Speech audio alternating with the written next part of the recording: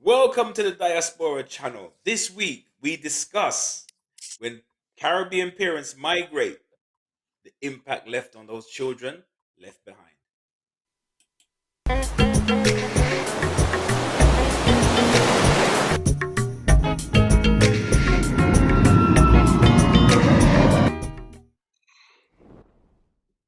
Welcome to another edition of Diaspora. This week I'm joined by my two co-hosts, Sonia and Trevor.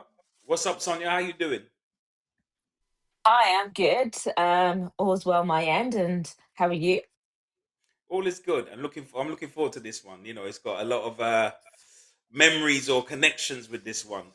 So looking forward. But good to see you, Trevor. How you doing, Yes. dude? How you doing, fella? You okay? Greetings, Hugh. Greetings, Sonia. As yes, we are there yet once again. Looking forward to this week's subject. A lot to get stuck into. Let's get Yeah. started. All right, let's do it to make the best use of time. So the history says that after the World War II, in the late 50s in particular and onwards, there were Caribbeans that were making that trip from the region to the UK, to the mother country, and they came in great numbers, especially early on in the 50s and the 60s and the 70s. It Yeah. started to slow down around the 80s, but people say, records say that, it continued right up until the noughties or at least till the end of the millennium. And there is something about the children that have been or that were left behind. I heard this phrase, barrel children or left behind children. Sounds kind of harsh, but maybe that does speak to something that was, you know, going on emotionally for those that were left behind. And I wanted to get both of your feedback about, first of all, that idea of is it something that you were familiar with, or being born in the UK that you kind of went over your head or you missed it? I'll probably start with yourself, Sonia. Is that something that hits a note Mm. or strikes a chord? Oh, totally. In terms of my grandparents came over, um, I think late 40s, early 50s, and they left two children behind. Um, and the impact in terms of me also living with my grandparents, because it doesn't just end there, it goes on in some families. Mhm. True, true, true. How about yourself, Trevor? Does it hit a chord or like hit any kind of memory or connection with the idea at least? Yes, not directly, and I would say thankfully. I was one of the youngest of the first generation born in England, but I have some cousins who suffered, some being brought over, some being left behind. So Mm, yeah, it's a very deep subject. There's lots of factors that contribute towards it. And as we mm. spoke about earlier before we came online, we may not be able to cover it all today, but we will revisit. But for sure, it is something that I'm familiar with and close to home as well. How about you, Hugh? Hmm. I have some connection with it from the point of view of siblings. I'm the only one that's born in the UK, so in a way, there's that emotional connection of like, oh man, like I weren't really born in a I mean, I weren't born back home, and so when everybody's talking about back home, I used to feel a little bit left out. To be honest with you, it's a bit of a sore subject when I say, yeah, I remember them days around Sly Pen Road and in August Town, and be like, my siblings be like, you weren't there, you weren't born there. You know what I mean? So it I experienced it in the reverse, but I do know that um and I've done some research in this area. Like I said, there's some books that have been written about the subjects of people that were left behind and the kind of fracture that it might have left. Even when people later on came and joined their parents. So I thought the first question I wanted to throw out though is maybe reverse it and just use our imagination. What it would be like for parents to have to leave their children behind to go to a strange land. I wonder what that would have been like for the parents that actually made that trek, made that journey, and they didn't have everything set up so they could, the whole family could travel all at once. Sonia, what do you think about that? Parents, how they would have dealt with that, or how they might have felt about that? Like, how do you think that would have been for It would have been a real struggle for them, to have to leave your children. I mean, some parents were able to take their older children and had to leave the youngest. And sometimes they thought that it'd be gone for maybe a couple of years, but it ended up that they never went back, or they only went back for holidays. And then there's been sad stories whereby, their children left in the Caribbeans don't particularly want to know their parents anymore because they don't feel like they were their parents. But also, there's been horror stories in relation to that, whereby children have been left and maybe not left with appropriate caregivers, or they've experienced economic hardship where they are, and therefore unable to provide the right care that those children needed. And it's hard, right? You know?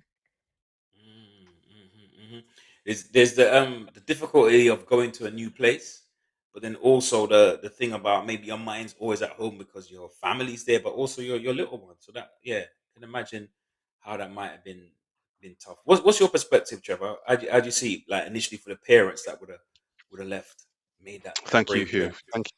Yeah, it again, it's one of those subjects that we really do need to dig into. I do have a distinct view around this, having researched to an extent, watched and learned, listened over the years.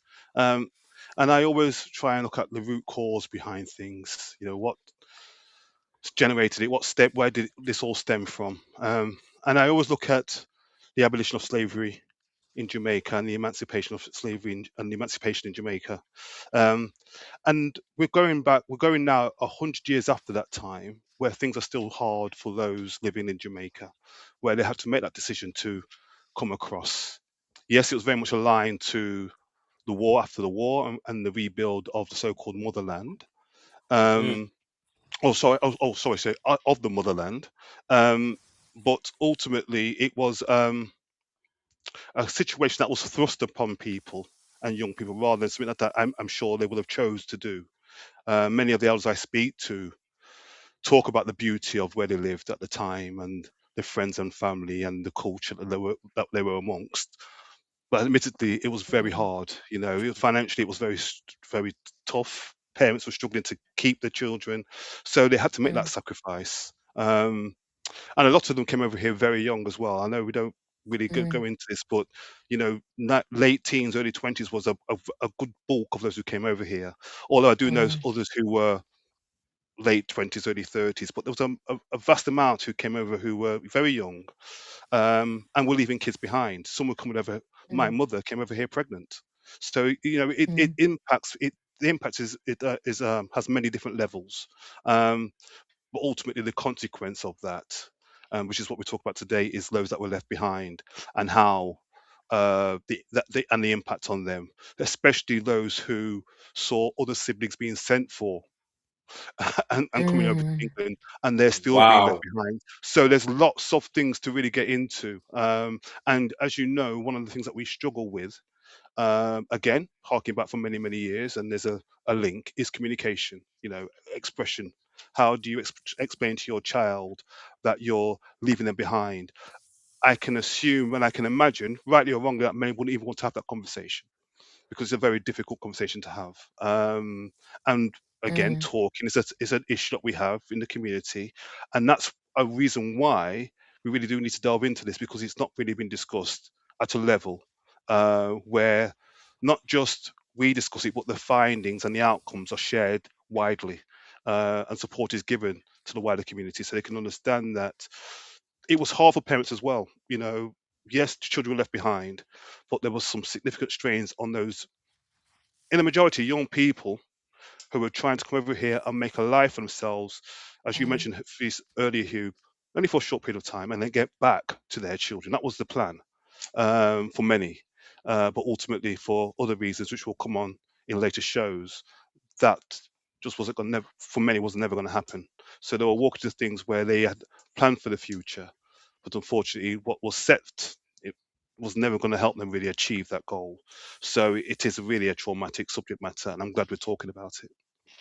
No, definitely. There is trauma there, and you raise such an important point, Trevor, when you speak about the idea of the conversation, about having that conversation with the children, because there isn't, like, this, mm, from psychology, they talk about this thing about attachment style and how an infant from, I think it's 6 months old to around 3 years old, like how they're nurtured and cared for by a particular, the caregivers in their life, usually their parents, right?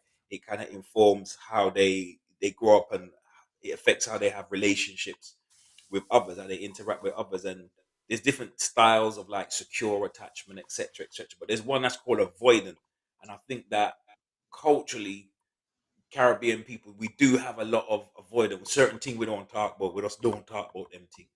And so there's something almost like a group kind of thing, or cultural trait of a lot of things don't get discussed. And there is a healing in what we're trying to do in having this conversation. It will maybe help some people hear this. It might strike a chord and make them understand, maybe appreciate with a bit of more empathy of how difficult it was for their parents to make that journey and leave them behind. But there is something I wanted to throw at you both.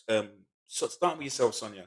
What about the idea of some people being left behind, parents meaning the Mm. best, but they didn't even know their parents were their parents, so they were left with grandparents, and Mm. they thought granny was mum, and Mm. they thought granddad was dad.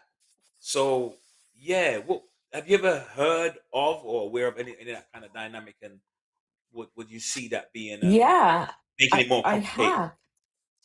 Yeah, I have. I mean, I just want to touch on the importance of, obviously you've got attachment theory, but before then you've got bonding.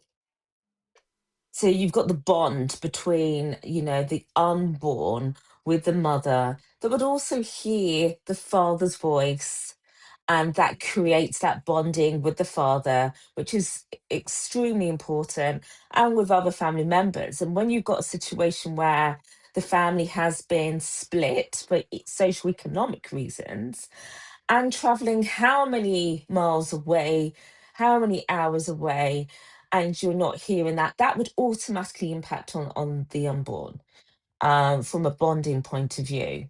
And then the attachment, you're absolutely right. Often it was one parent that came first. Um, and that might be singular, or it might be with another child.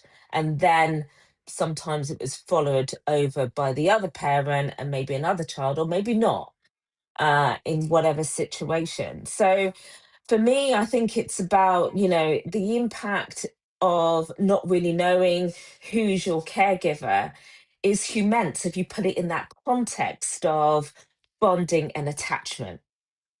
You haven't had the opportunity to have that solid bond with your parents, but you know that there's something different, but you can't name it. And then you're told that you're left with a family member, and that might be somebody that you thought was uh, mum and dad or grandparents, but they're not. Might be an aunt and uncle. But you feel that there's something different. But you also got to also put in the context that it would be extended families, families amalgamated together. And even though they may come from the same country, but then they might be very different, may even look very different in terms of skin tone, whatever the case may be, height. And you might not feel that you fit into that family, but nobody's explained it to you, and you don't even understand that. But you've got this anger inside you that you can't deal with. Mhm. And then you've got the situation whereby the parent or the parents have gone over to, could be Canada, UK, uh, USA at the time. And then, one child has gone over, and like you said, Hugh, in terms of your family situation, your, siblings were born in Jamaica, you wasn't, but you felt kind of left out in that regards. So can you imagine how it would feel for children that are totally left behind, and they find out that their siblings have got new trainers, top of the range, or whatever the case may be, but a different lifestyle. They're not living in a small accommodation. If that was your social economic setup, in the Caribbeans, and that would be devastating. And then if you eventually end up going over to whichever Western country, and your accent's different, you've got to navigate the racism, your parents would have had to navigate the racism. Maybe was some of the delays.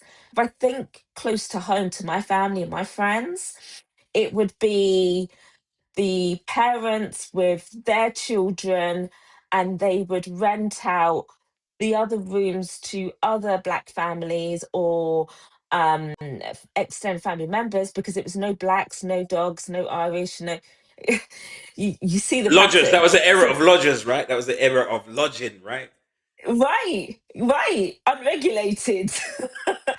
Yeah. um but yeah, so you've now got a situation that if you did come over, you've got to get used to who are your parents again, and who are these siblings again, and then who are these strangers, and how on earth did you have so much time with my parents and I didn't?